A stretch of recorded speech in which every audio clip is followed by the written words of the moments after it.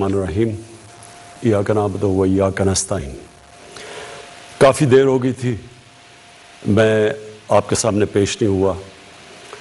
मेरी कोशिश तो ये थी कि तकरीबन हर महीने 2 महीने के बाद मैं इसी तरह आपके सवालात लूँ और आपके सामने आऊँ, और कई इश्यूज़ लोगों के सामने आते हैं जिनके जवाब वो मेरे से सुनना चाहते हैं।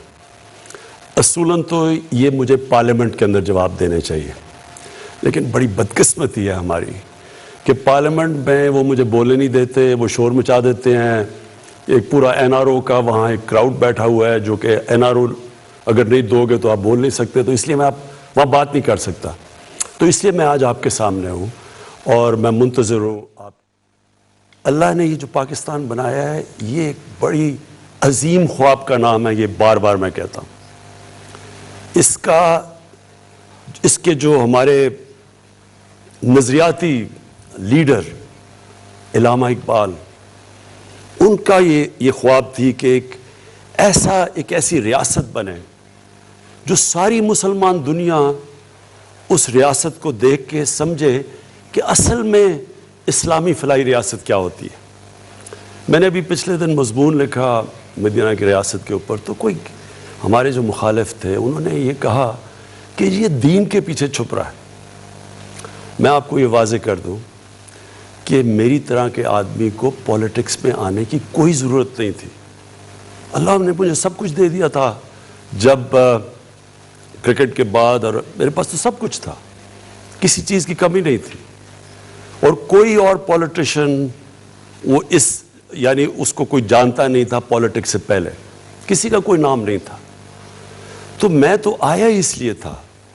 और जो 25 साल पहले आप हमारा नज़रिया देखें तहरीक इंसाफ का, वाज़े तौर पे हमारा गोल लिखा हुआ है, हमारा मंशूर, हमारा नज़रिया इस्लामी फलाही रियासत, जो कि पाकिस्तान के ऑब्जेक्टिव रेजोल्यूशंस में हमारे जो पहले फाउंडिंग फादर्स थे उन्होंने ऑब्जेक्टिव रेजोल्यूशन में लिखा था इस्लामी फलाही रियासत, और वो मदीना की रियासत के ऊपर बेस है। तो लिहाजा ये तो 25 साल से मैं एक ही चीज़ कह रहा हूँ, पीछे से उठा के देख ले कोई भी, कि पहले दिन से और जब तक इक़्तिदार मिला मैंने हमेशा ये कहा है कि हम कोई एशियन टाइगर बनाने नहीं जा रहे, हम कोई लाहौर को पेरिस बनाने नहीं जा रहे। हम तो इस मुल्क को जिस वजह से ये मुल्क बना था, जो हिंदुस्तान के मुसलमानों ने भी पाकिस्तान को वोट दी थी जबकि पता था कि उन्होंने पाकिस्तान का हिस्सा नहीं बनना, क्योंकि वो ख्वाब थी कि हम एक मिसाल पैदा करेंगे। तो मेरा तो सारी स्ट्रगल ही वो है। अभी मैं आपका सवालात का मुंतज़िर हूँ, लेकिन ये मेरा ईमान है कि जब तक जिस मकसद के लिए कौम बनी थी हम उस मकसद के ऊपर नहीं चलेंगे, हम कामयाब नहीं हो सकते। जी, गुजारिश आपसे ये है कि आप जब कॉल करें अपनी बात को मुख्तसर रखिए ताकि ज़्यादा से ज़्यादा हम कॉलर्स को प्रोग्राम में शामिल कर सकें। हमारे साथ प्रोग्राम के पहले कॉलर, जी अस्सलाम वालेकुम। वालेकुम सलाम। जी, आप प्राइम मिनिस्टर साहब से मुखातिब हैं, बात कीजिएगा। जी, मैं रावलपिंडी से सईदा नाज बात कर रही हूँ और मैं एक हाउस वाइफ हूँ। मैं वज़ीर आज़म साहब से महंगाई पे सवाल करना चाह रही हूँ। वज़ीर आज़म साहब, पिछले साल इसी प्रोग्राम में महंगाई के सवाल पे जवाब पर आपने बोला था कि बहुत जल्द महंगाई पे काबू पा लिया जाएगा। अभी साल होने को है मगर महंगाई डबल हो गई है। शायद आपको असल सूरत हाल नहीं बताई जाती। आप और कुछ नहीं कर सकते तो प्लीज़ ऑनलाइन जाकर आटे की और दाल से चेक कर लें और हमें बता दें कि अब तो हमें घबरा लेना चाहिए। जी शुक्रिया। देखें, पहली चीज़ तो मैं आपको एक बात बता दूं, आजकल है इंफॉर्मेशन टेक्नोलॉजी और मोबाइल फ़ोन्स का ज़माना। मैं जब सुबह 1 घंटा उठता हूँ, 1 घंटे के अंदर अपने मोबाइल पे मुझे सारी इन्फॉर्मेशन मिल जाती है कि मुल्क में किस तबके के ऊपर क्या गुजर रही है। तो मैं आपको फिर से ये कह दूं कि ये सबसे बड़ा मेरे लिए, अगर आप कहना कि एक चीज़ जो मुझे कई दफ़ा रातों को जगाती है, वो सिर्फ महंगाई है। और महंगाई का सिर्फ मैं अब आपको समझाना चाहता हूँ कि देखें, मुझे कई दफ़ा बड़ा अफसोस होता है, मैं हमारे पास बड़े अच्छे इस मुल्क में सहाफ़ी हैं, हमारे पास हम बड़े खुशकिस्मत हैं कि हमारे पास एक ऐसी भी जर्नलिज़म है جو کہ بڑا لوگوں کو انفارم کرتی ہے, لوگوں کو آگاہ کرتی ہے ملک کے صورتحال سے. لیکن بدقسمتی سے ایسے بھی ہیں جو سارا وقت مایوسی پھیلا دیتے ہیں. مہنگائی اس وقت دنیا کا فینومینا ہے. سیدہ پلیز آپ میری ذرا غور سے بات سن لیں کہ مہنگائی صرف پاکستان کا ایشو نہیں ہے. اب میں آپ کو بتاؤں 2 قسم کی مہنگائیاں ہوئیں. ایک تو جب ہمیں حکومت ملی تو کیونکہ ہمارا ہم جو دنیا کو ایکسپورٹ کر رہے تھے اور جو دنیا سے چیزیں خرید رہے تھے اس میں اتنا بڑا خسارہ تھا کہ پاکستان کی تاریخ میں سب سے بڑا جس کو کرنٹ اکاؤنٹ ڈیفیسٹ کہتے ہیں وہ ہمیں ملا, تقریباً $20 ارب کا. اس کا مطلب کیا ہوا کہ سارا پریشر روپے پہ پڑ گیا کیونکہ ڈالر کم ہو گئے, ڈالر کی آخر میں قیمت اوپر جانی تھی. ہمارے پاس ڈالرز ہی نہیں تھے کہ ہم مارکیٹ میں پھینک کے وہ ڈالر کی قیمت نیچے رکھتے. تو جب ہمارے اوپر سارا بوجھ پڑا تو روپیہ جب گرا, جب روپیہ گرتا ہے تو جو چیزیں ہم امپورٹ کرتے ہیں مہنگی ہو جاتی ہیں. تو پہلا تو لہر مہنگائی کی تب آئی جب روپیہ نیچے گیا اور اپنے لیول پہ پہنچا, تو ایک تو اس کی مہنگائی آئی اس کی وجہ سے.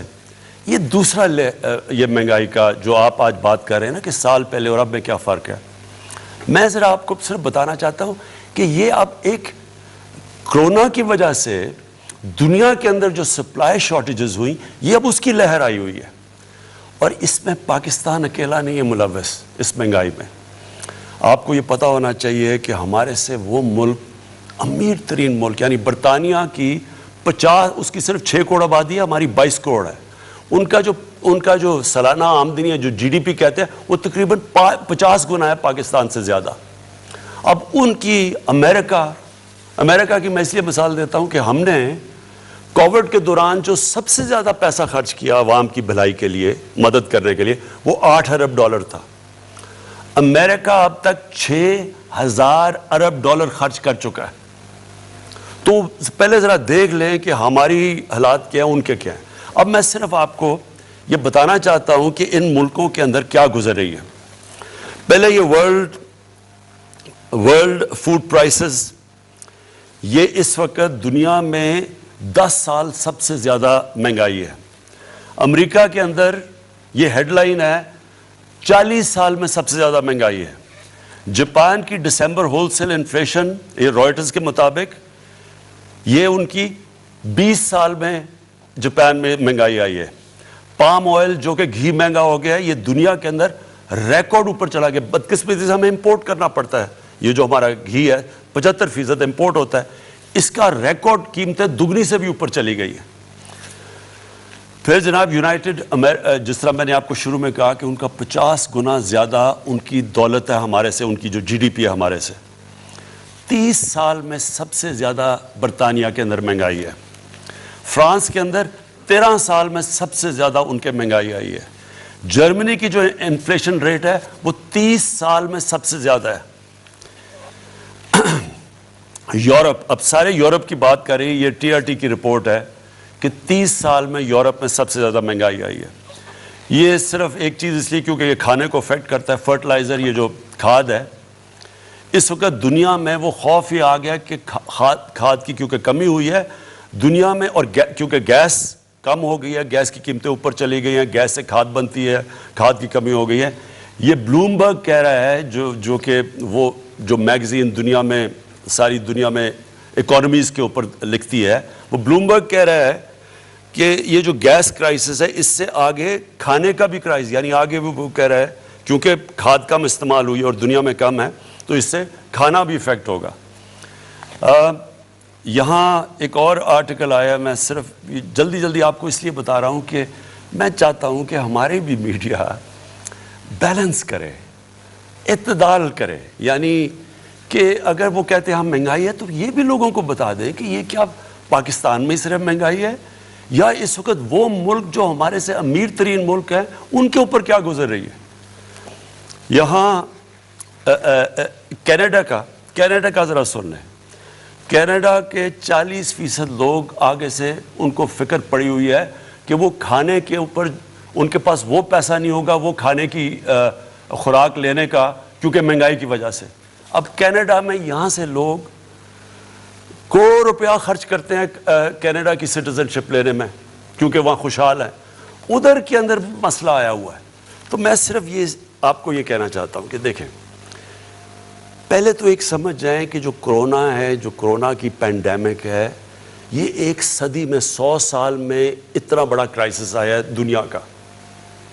یہ اس میں ساری دنیا متاثر ہوئی ہے, ساری دنیا میں غربت بڑھی ہے. امریکہ کے اندر جو جس طرح 6,000 ارب ڈالر خرچ کیا انہوں نے کرونا کے ایفیکٹس دور کرنے کے لیے, وہاں لائنیں لگی ہوئی ہیں لوگوں کی کھانے کی چیزیں لینے کے لیے. تو دیکھیں ہم اس کا حصہ ہیں. جو چیز ہم امپورٹ کرتے ہیں وہ افیکٹ ہو گیا. تیل کی قیمت دگنی ہو گئی ہے, بلکہ میں دیکھ رہا تھا کہ وہ شاید اور اوپر چلی جائے. تو اس کا امپیکٹ پڑتا ہے ساری سوسائٹی پہ. بجلی پہ پڑتا ہے, تیل مہنگا ہوتا ہے, ٹرانسپورٹ پہ پڑتا ہے, مہنگائی ہوتی ہے. اور پھر اب میں آپ کو ایک اور, کیونکہ مہنگائی بہت بڑا سبجیکٹ ہے, اس کے اوپر میں صرف 2 منٹ اور آپ کے لینا چاہتا ہوں. پاکستان کے اندر سب سے زیادہ جو مہنگائی کا امپیکٹ کون سے طبقے کو ہوا ہے؟ تنخواہ دار طبقے کو. تنخواہ دار طبقہ بدقسمتی سے جن کی سیلریز ہیں, جیسے جیسے مہنگائی ہوئی ہے یہ متاثر ہوا. لیکن میں آپ کو دوسری طرف یہ بتا دوں کہ کیونکہ پاکستان کے اندر اس وقت اللہ کا کرم ہے کہ ہماری گروتھ ریٹ بڑھی ہے, اس کے اوپر میں بعد میں بات کروں گا. ہماری انڈسٹری کیونکہ سب سے زیادہ پرفارم کر رہی ہے, مزدوروں کے حالات بہتر ہوئے ہیں, کسانوں کا سب سے جو آدھی آبادی ہماری دیہات میں رہتی ہے, کبھی کسانوں کے پاس اتنا پیسہ نہیں آیا. ان کی جو انکم ہے ہم دیکھ 73% ان کی انکم کے اندر ان کی آمدنی میں اضافہ ہوا ہے, کیونکہ جو 4 بڑی فصلیں ہیں وہ ریکارڈ ہوئی ہیں, ان کو قیمت بھی ریکارڈ ملی ہے.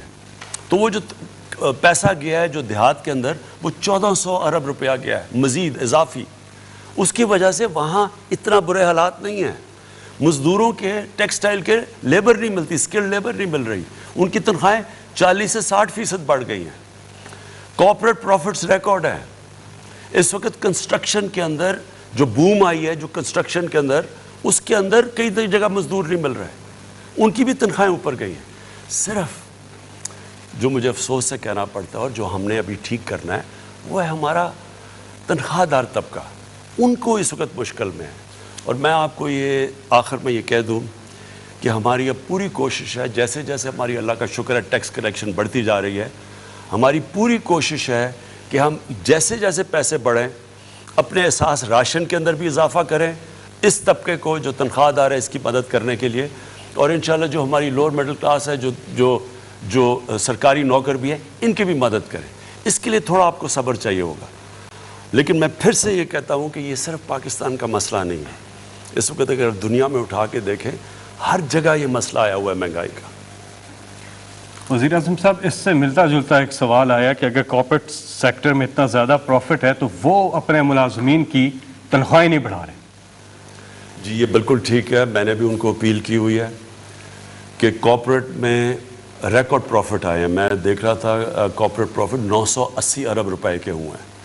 اور میں پھر آج اپیل کر رہا ہوں, اور میں ان کو بلا کے بھی بڑے انڈسٹریز کو کہوں گا کہ آپ کو مدد کرنی چاہیے. آپ اپنے جو مزدور ہیں جو آپ کے کام کر رہے ہیں ان کے لیے ان کی تنخواہیں بڑھانی چاہیے, کیونکہ آپ کے ایسے تو نفع کبھی ہوئے ہی نہیں ہیں جو آپ کے پاس آ رہے ہیں.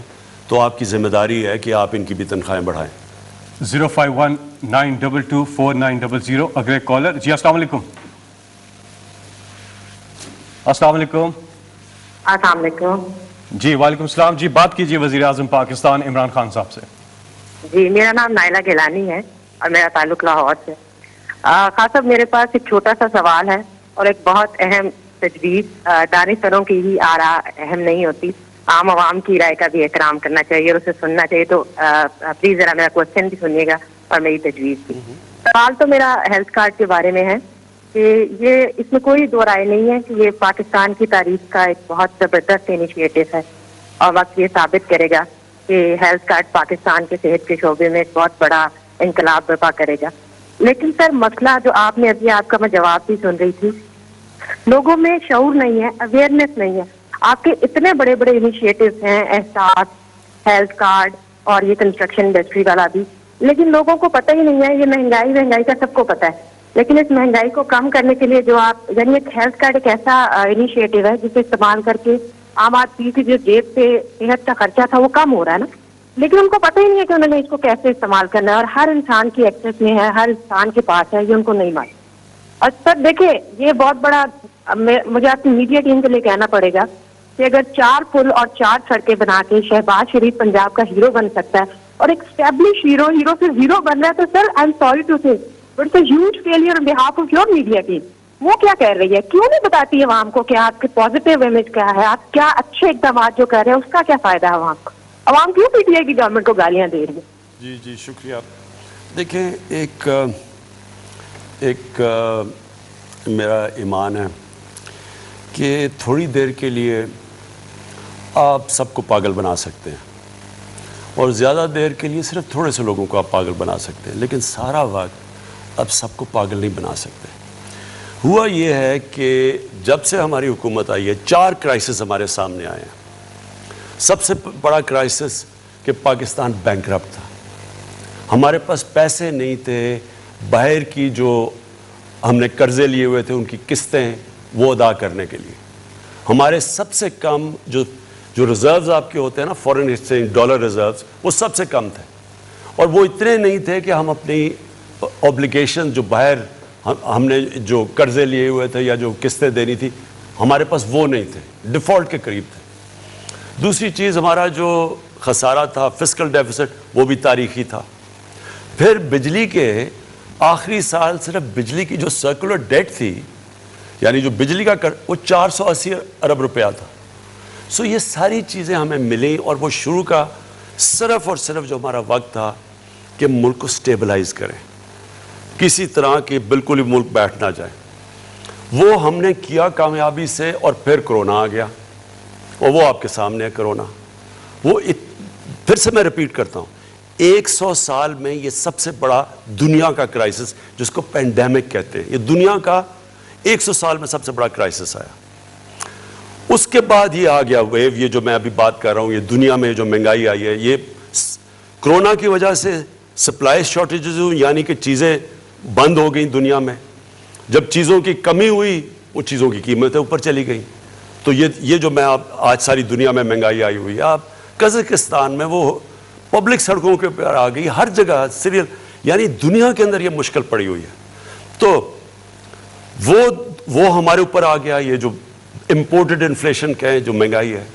और फिर अफ़गानिस्तान का मसला आ गया।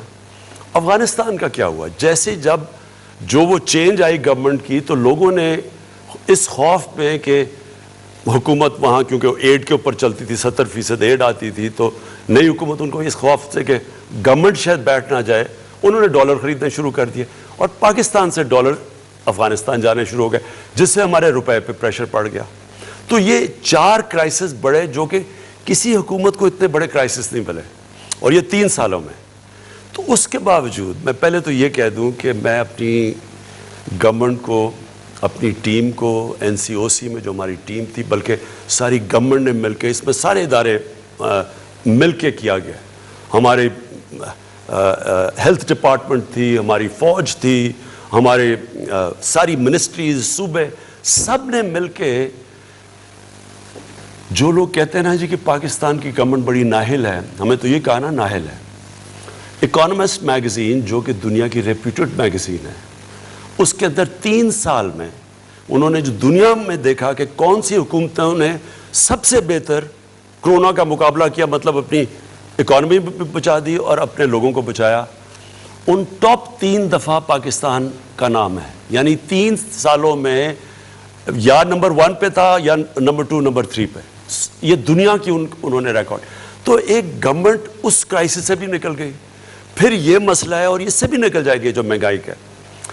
जो हेल्थ कार्ड पे मैं आपको कहूँ, देखिए हेल्थ कार्ड ये मेरा इनिशिएटिव था, मैं अब से नहीं, क्योंकि शौकत खान जब मैंने बनाया तो मेरा ये मकसद था कि कैंसर सबसे महंगा इलाज है।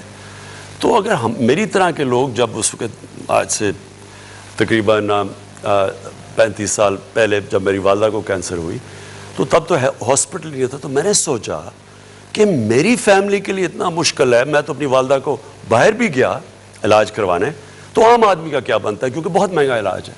تب سے میں نے شوکت خانم کا سوچا, جو آج اللہ کا کرم ہے, یہ 2 ہاسپٹل جو بن گئے, تیسرا بننے جا رہا ہے. یہ دنیا میں واحد ہے پرائیویٹ کینسر ہاسپٹلز ہیں جس میں 70% مریضوں کا مفت علاج ہوتا ہے.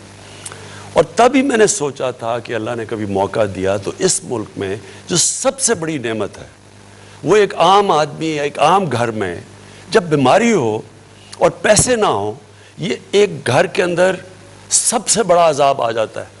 وہ ساری چیزیں بیچ دیتے ہیں, وہ قرضوں میں چلے جاتے ہیں, صرف کہ اب کون دیکھ رہا ہے, میری ماں یا میرا باپ بیمار ہے یا میرے بچے بیمار ہیں. وہ سب کچھ لوگ داؤ پہ لگا دیتے ہیں صرف ان کا علاج کروانے کے لیے. تو تب سے میں نے سوچا تھا ہیلتھ انشورنس کا, کہ ہر گھر کے پاس 10 لاکھ روپیہ ہو, کسی بھی ہسپتال میں جا کے علاج, گورنمنٹ میں نہیں, کسی بھی ہسپتال میں جا کے اپنا علاج کروا سکے. اور یہ بڑا رسک ہے, بڑا. پنجاب نے صرف 400 ارب روپیہ اس پہ لگایا ہے. کبھی اس ملک کی تاریخ میں کسی نے سوچا ہے کہ سوشل ویلفیئر کے لیے اتنا زیادہ پیسہ لگاؤ؟ کبھی کسی نے سوچا, کبھی ذہن میں بھی کسی کے آیا؟ یہاں تو وہ لوگ بیٹھے ہوئے ہیں جو ٹیسٹ کروانے کے لیے لندن چلے جاتے ہیں, سارے ان کے علاج اور ان کے رشتہ داروں کے باہر ہوتے ہیں. ان کو کیا پتا چلے کہ عام آدمی کے اوپر کیا گزرتی ہے؟ تو یہ صرف ہیلتھ کارڈ نہیں ہے, یہ ایک ہیلتھ سسٹم ہے. اس سے کیا ہوگا؟ ہوتا کیا, صرف بڑے شہروں کے اندر پرائیویٹ ہاسپٹلز بھی ہیں اور ڈویژن ہیڈ کوارٹرز پہ جا کے گورنمنٹ ہاسپٹل بھی تھوڑا بہت علاج کرتے ہیں. لیکن آپ ڈسٹرکٹس میں, دیہات میں چلے جائیں, وہاں ہاسپٹل ہی نہیں ہے. وہاں اگر ڈسٹرکٹ ہاسپٹل میں ڈاکٹر نہیں ملتے ہیں, وہ آگے شہروں میں آنا چاہتے ہیں. تو یہ جو ہیلتھ کارڈ کا مطلب یہ ہوگا کہ اب دیہاتی علاقوں میں بھی, کیونکہ ہر انسان کے پاس ایک ہیلتھ کارڈ ہوگا, تو وہ جا کے پرائیویٹ سیکٹر کے ہاسپٹل جائیں گے اب دیہاتوں میں, کیونکہ اب لوگوں کے پاس تو ہوگا نا, وہ جا کے اپنے علاج کے لیے پیسے دے سکتے ہیں. تو انشاءاللہ یہ صرف ہیلتھ کارڈ ہی نہیں ہے, اور یہ پاکستان کی تاریخ کا سب سے بڑا سوشل ویلفیئر کا پروگرام ہے جو ہمیں فلاحی ریاست کی طرف لے کے جا رہا ہے. لیکن یہ ہیلتھ سسٹم بھی ہے. اس سے ہسپتالوں کا, پرائیویٹ سیکٹر ہسپتالوں کا جال پھیلے گا, اور پرائیویٹ سیکٹر ہاسپٹلس کے لیے ہم پوری کوشش کر رہے ہیں ان کو سستی زمینیں دیں, ان کی ساری جو اکوپمنٹ باہر سے ہے وہ ڈیوٹی فری ہو, تاکہ وہ پھر اگر وہ پیسہ بنائیں گے تو وہ ان علاقوں میں جائیں گے اور ہمیں, ہمارے لوگوں کو علاج ملے گا. جی, خیبر پختونخوا کے بعد اب پنجاب پورے کو بھی ہیلتھ کارڈ دیا جا رہا ہے, اور لاہور ڈویژن سے آپ کا تعلق ہے, راولپنڈی ڈویژن سے تعلق ہے, تو آپ ابھی 8500 پہ اپنا شناختی کارڈ نمبر بھیجیں اور آپ کو جوابی SMS آئے گا. اس کے بعد ڈیرہ غازی خان, سائیوال, فیصل آباد, ملتان, بہاولپور, گجرانوالہ, اور اس کے بعد پھر سرگودا. مارچ کے آخر تک پورا پنجاب کمپلیٹ ہو گیا. یہاں پر ہم ایک وقفہ لیں گے اور اس کے بعد پھر واپس